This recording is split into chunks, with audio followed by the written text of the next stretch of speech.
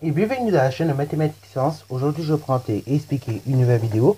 Cette vidéo donc tout simplement en mathématiques pour les secondes. Et dans cette vidéo de mathématiques pour les secondes, nous allons ici parler de fonctions paires et de fonctions impaires. Ok, donc on va parler ici de quelque chose qui est quand même assez important.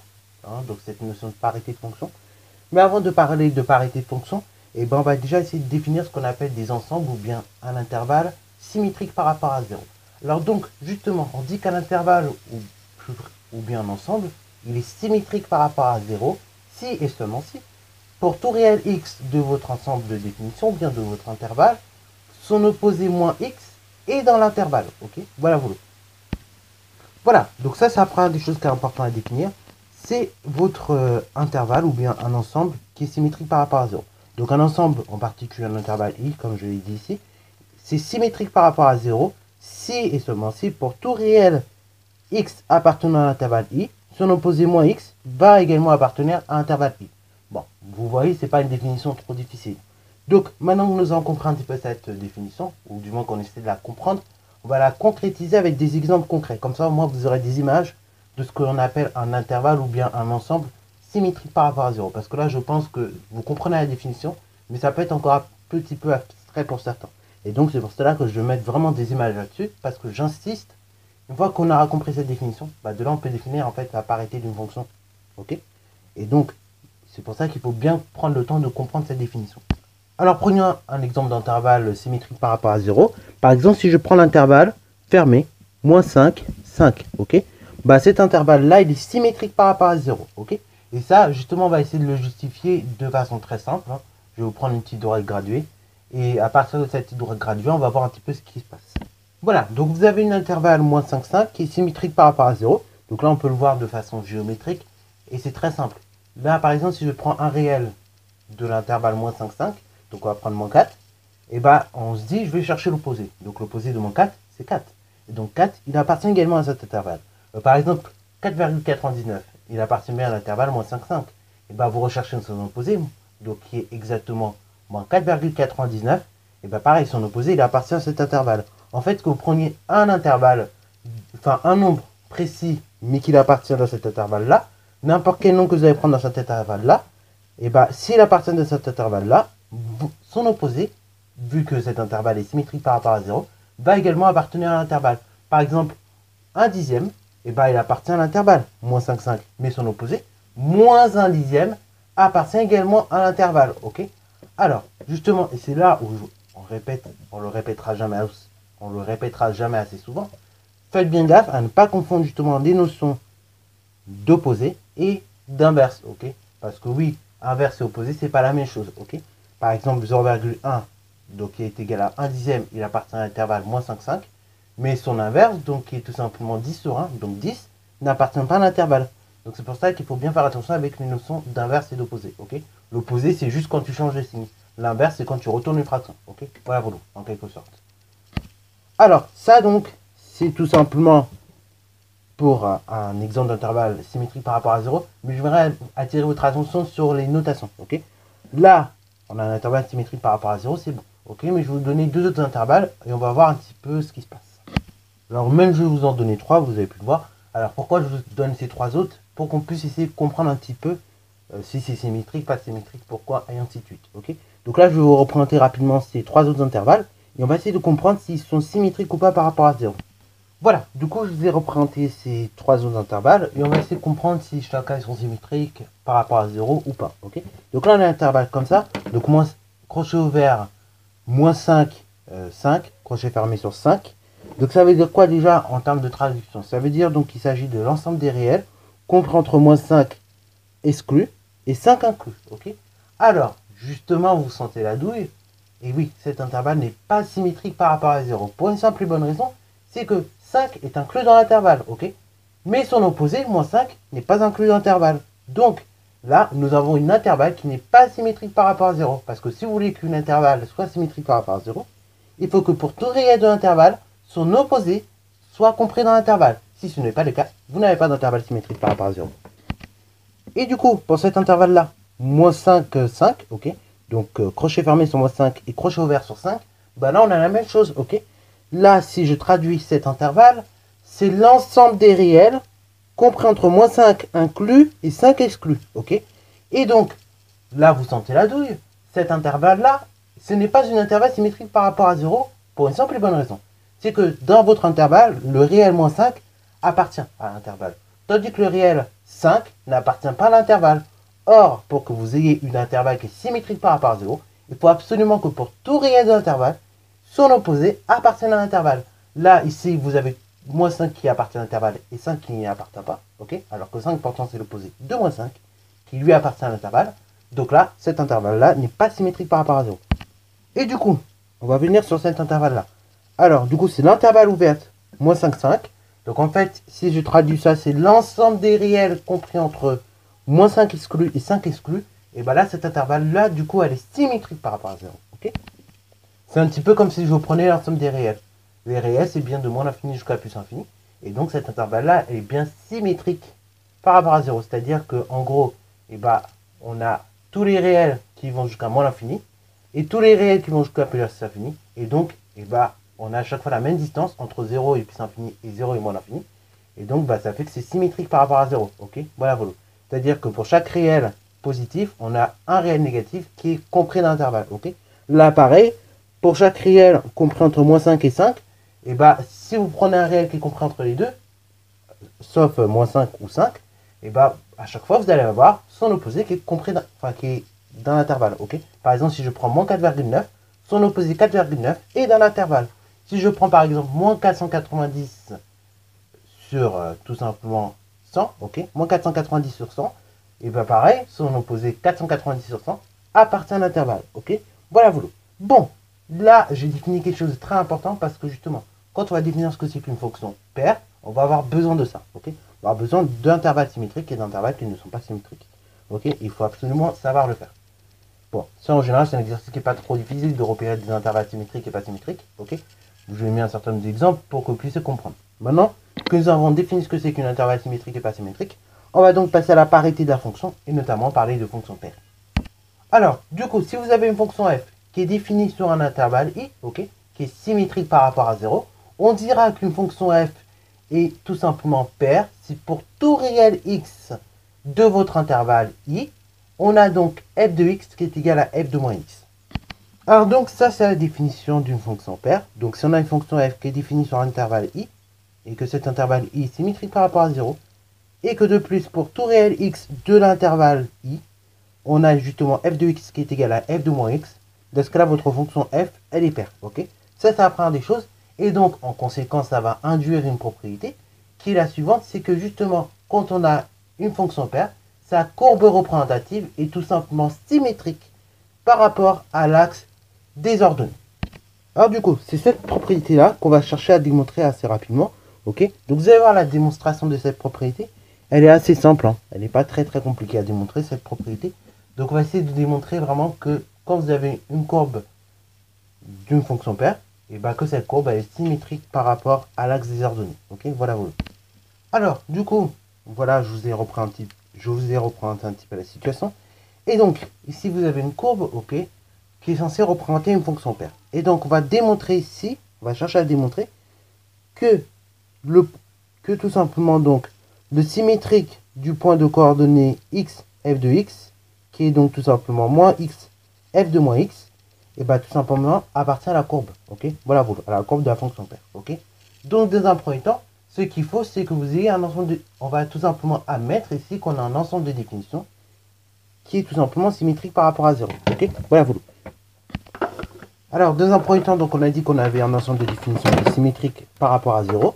Cela induit par conséquent que pour tout réel x de votre ensemble de définitions, son opposé, moins x, va donc appartenir à cet ensemble de définitions. Ok, voilà. Donc, on a dit que par conséquent, pour tout réel x, dans ce cas-là, son opposé moins x, il va appartenir à l'ensemble de définitions. Ok, autrement dit donc, tout simplement, les points de coordonnées x, f de x, et moins x, f de moins x, appartiennent à l'ensemble des définitions. Ok, voilà.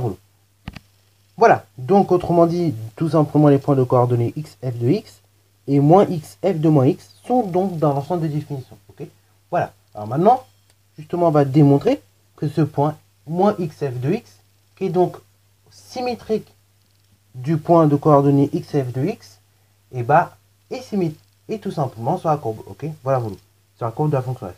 Voilà, donc le but c'est de montrer que tout simplement le symétrique du point de coordonnées x f de x, qui est donc le point de coordonnées moins x f de moins x, appartient donc à la courbe représentative de la fonction f, ok. On va noter donc cf. Alors, du coup, c'est très simple. On a dit que l'ensemble de définitions déjà est symétrique par rapport à 0. Ok, c'est-à-dire que pour tout réel x de votre ensemble de définitions, et ben on aura moins x qui appartiendra à l'ensemble des définitions. Ça apprend des choses. Et donc, seconde des choses, tout simplement, ça veut donc dire que pour tout réel x de votre ensemble de définitions, on a donc tout simplement f de x qui est égal à f de moins x. Ok, comme vos fonctions f, elle est censée être paire. Donc la fonction f étant paire sur tout son ensemble de définitions, qui est lui-même symétrique par rapport à 0, et ben on a donc tout simplement f de x qui est égal à f de moins x. Autrement dit donc, pour le point de coordonnées moins x, f de x, ok, enfin f de moins x, c'est le même que tout simplement le point de coordonnées moins x, f de x, ok, voilà, puisque en effet, f de moins x égale f de x, ok. Et donc là, qu'est-ce que l'on peut constater?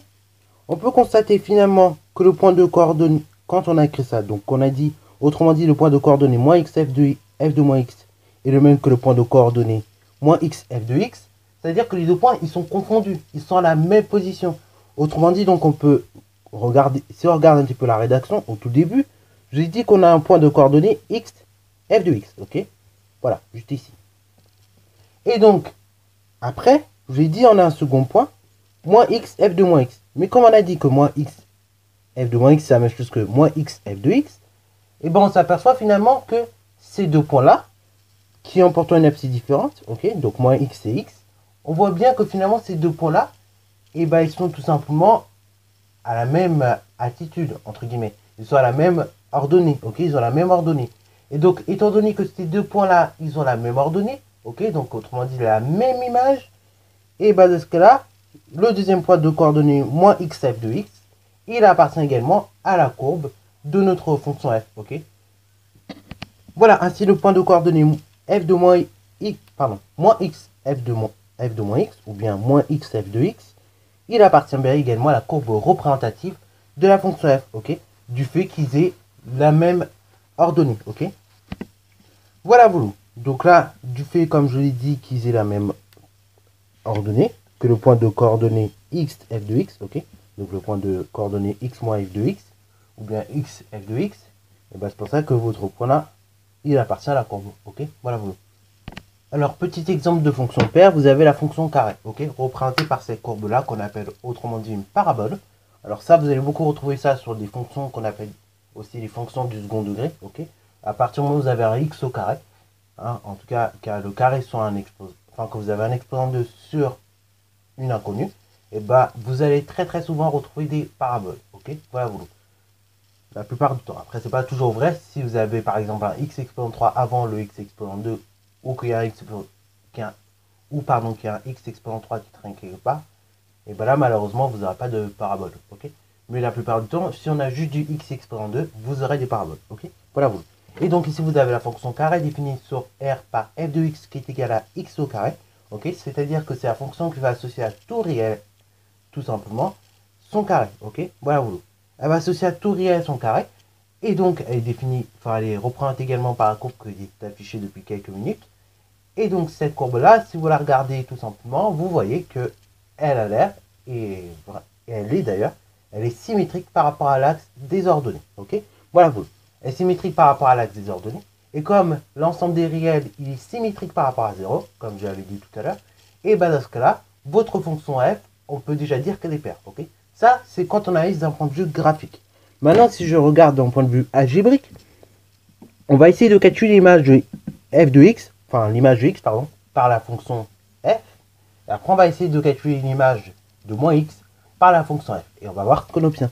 Donc, calculons l'image de x par la fonction f. Donc, on a f de x qui est donc égal à x au carré. Ok. Ça, c'est quand on calcule juste l'image de x. Maintenant, calculons l'image de moins x par la fonction f.